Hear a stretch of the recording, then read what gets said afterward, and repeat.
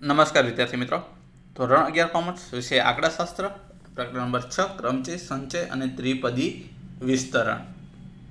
આજે આપણે જોઈશું સ્વાધ્યાય 6.1 નો દાખલા નંબર 4.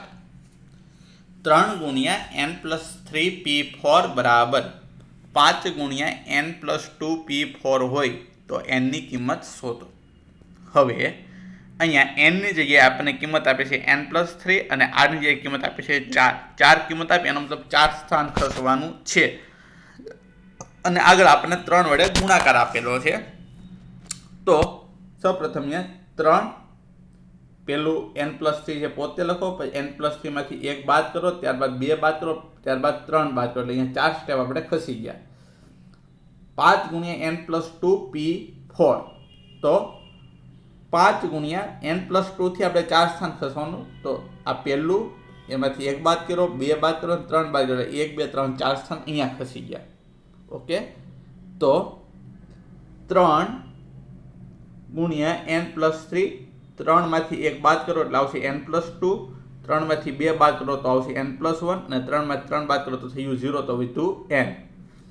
અને અહીંયા n+2 છે, 2 માંથી 1 બાદ કરો તો વચ્ચે 1 તો n+1, 2 માંથી 2 બાદ કરો એટલે વચ્ચે 0, તો વધ્યું n. અને n+2 માંથી 3 બાદ કરો તો આવશે -1, તો અહીંયા વધ્યું n-1. હવે આ સ્ટેપ અને આ સ્ટેપમાં જે સરખું હોય એને સામસામેથી ઉડાડી દેવાનું છે. તમે અહીંયા જોઈ શકો n+2, n+2 ઉડી ગયું, n+1, n+1 ઉડી ગયું, અહીંયા n છે અને અહીંયા n ઉડી ગયું, તો વધ્યું 3 n+3 અને આ બાજુમાં વધ્યું છે 5 ગુણ્યા n-1.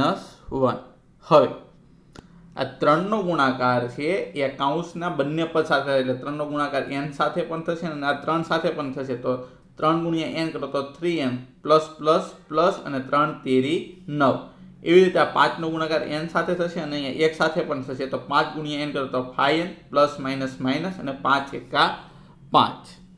હવે -5 છે એ બરાબરની આપણે આ બાજુ લાવીએ તો પ્લસ થઈ જાય અને પ્લસ 3n છે એ બરાબરની આ બાજુ લાવીએ તો એ માઇનસ થઈ જાય.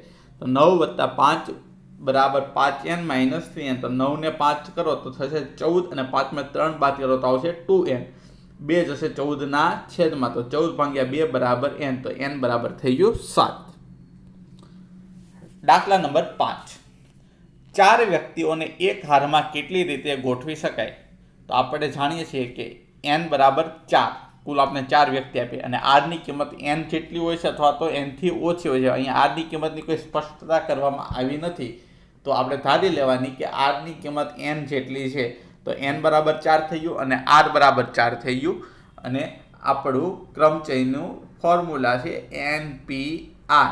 તો 4p4, 4p4 નો અર્થ થાય 4 ફેક્ટોરિયલ. 4 ફેક્ટોરિયલ એટલે 4 થી લઈને 1 સુધીનો ક્રમિક ગુણાકાર, એટલે કે 4 ગુણ્યા 3 ગુણ્યા 2 ગુણ્યા 1. તો એનો જવાબ આવશે 24. નંબર 6.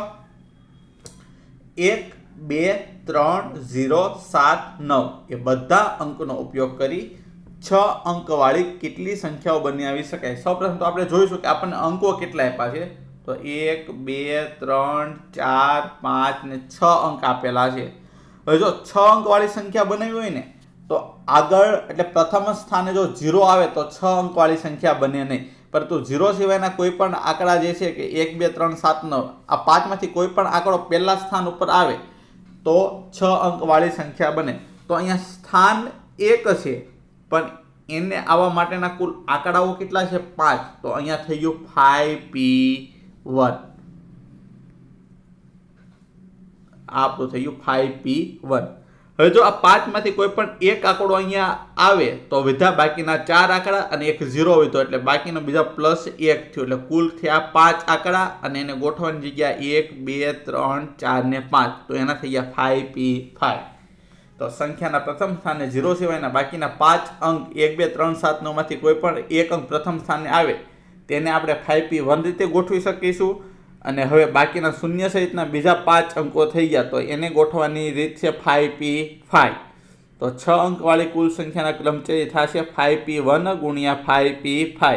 5p1 તો થશે 5 અને 5p5 તો થશે 5 ફેક્ટોરિયલ. 5 ફેક્ટોરિયલનો અર્થ થાય 5 ગુણ્યા 4 ગુણ્યા 3 ગુણ્યા 2 ગુણ્યા 1 એટલે આવશે 120 અને આગળ ગુણ્યા 5 છે તો 5 ગુણ્યા 120 કરવાથી આપણે 600 સંખ્યા 6 અંકવાળી બનાવી શકીએ. નંબર 7 કે 5 છોકરાઓ અને 3 છોકરીઓને એક હારમાં કેટલી રીતે ગોઠવી શકાય કે જેથી ગોઠવણમાં બધા જ છોકરાઓ એક જ સાથે ગોઠવાય. હવે જ્યારે પણ આપણને આવું કહેવામાં આવે ને કે છોકરાઓ એક સાથે ગોઠવાય અથવા કોઈ પણ વસ્તુ હોય એક સાથે જ આવી પડે તો એના બરાબર પહેલાં એક ધારી લેવાનું. અહીંયા છોકરાઓ કીધું છે 5 છોકરાઓ તો 5 છોકરાઓ બરાબર પહેલાં આપણે અહીંયા એક ધારી લીધો, બાકીની વધી 3 છોકરીઓ તો 1 ને 3 થઈ ગયું 4. એને ગોઠવવાના ક્રમ છે 4p4. હવે જેના બરાબર તમે એક ધાર્યું છે એ વસ્તુઓ કેટલી છે તો અહીંયા 5 છોકરાઓ છે તો એના ધારી લેવાના 5p5. તો હવે ગોઠવણીના કુલ ક્રમ છે બરાબર લખાય 4p4 ગુણ્યા 5p5. 4p4 તો થાય 4 ફેક્ટોરિયલ અને 5p5 તો થાય 5 ફેક્ટોરિયલ. 4 ફેક્ટોરિયલની કિંમત થશે 24 અને 5 ફેક્ટોરિયલની કિંમત થશે 120 અને 120 ગુણ્યા 24 કરો તો તમારો જવાબ આવશે 2880. નંબર 8 એક પ્રાણી સંગ્રહાલયમાં 7 વાઘને પૂરવા માટે 7 પાંજરા છે. આપણી પાસે કુલ 7 વાઘ છે અને એને પૂરવાના 7 પાંજરા છે. જો ફક્ત આપણને રકમમાં આટલું જ આપ્યું હોત ને તો આપણો જવાબ 7p7 થઈ જાય. પરંતુ અહીંયા આપણને એક અંદર શરત આપી છે કે 7 પાંજરામાંથી 3 પાંજરા નાના છે. તો 3 પાંજરા અહીંયા મેં નાના બતાવ્યા છે અને અહીંયા 4 પાંજરા મોટા બતાવ્યા છે. તો 3 પાંજરા એટલા નાના છે કે જેમાં 7 વાઘ પૈકીના 3 વાઘ જઈ શકતા નથી. તો નાના પાંજરામાં 4 વાઘ જઈ શકે છે, પરંતુ પાંજરાની સંખ્યા આપણી પાસે કેટલી છે 3 છે. પાંજરાની સંખ્યા એટલે આપણો r થાય અને વાઘની સંખ્યા એટલે n થાય. તો 4 વાઘમાંથી 4 વાઘને આપણે 3 પાંજરામાં પૂરી શકીએ છીએ, પણ એક પાંજરામાં એક વાઘને પૂરવાનો છે એટલે 4 વાઘમાંથી 4 વાઘને આપણે 3 પાંજરામાં પૂરીએ તો પણ એક વાઘ હજી વધે અને બાકીના બીજા 3 વાઘ છે તો 1 ને 3 થઈ ગયા અહીંયા 4 અને એને પૂરવાના પાંજરા બીજા 4 તો એના પાછા થઈ ગયા 4p4. તો 7 વાઘને 7 પાંજરામાં પૂરવાના કુલ ક્રમ છે બરાબર 4p3 ગુણ્યા 4p4. 4p3 ની કિંમત થાય 4 ગુણ્યા 3 ગુણ્યા 2 ગુણ્યા 4p4 ની કિંમત થાય 4 ફેક્ટોરિયલ. તો 4 ગુણ્યા 3 ગુણ્યા 2 કરો તો આવશે 24 અને 4 ફેક્ટોરિયલની કિંમત થશે 24. તો 24 ગુણ્યા 24 કરો તો 576 રીતે આ 7 વાઘને 7 પાંજરામાં આપણે પૂરી શકીએ. આગળ છે દાખલા નંબર 9. 2 3 5 8 9 એ બધા અંકનો ઉપયોગ કરી 50,000 કરતાં મોટી કેટલી સંખ્યાઓ બનાવી શકાય. તો 50,000 કરતાં મોટી સંખ્યા બનાવી હોય ને તો પ્રથમ આંકડો 5 અથવા 5 થી મોટો હોય તો જ 50,000 કરતાં મોટી સંખ્યા બને, નહીં તો બને નહીં.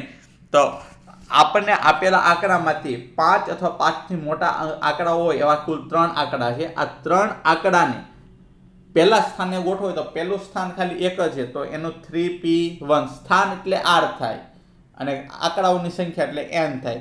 જો 3 માંથી એક આંકડો અહીંયા આવે તો આ આંકડામાંથી વધ્યા 2 આંકડા અને બીજા 2 નાના આંકડા છે તો 2 + 2 કરીએ તો બીજા 4 આંકડા અને એને ગોઠવવાની જગ્યા 4 તો એના થઈ ગયા 4p4.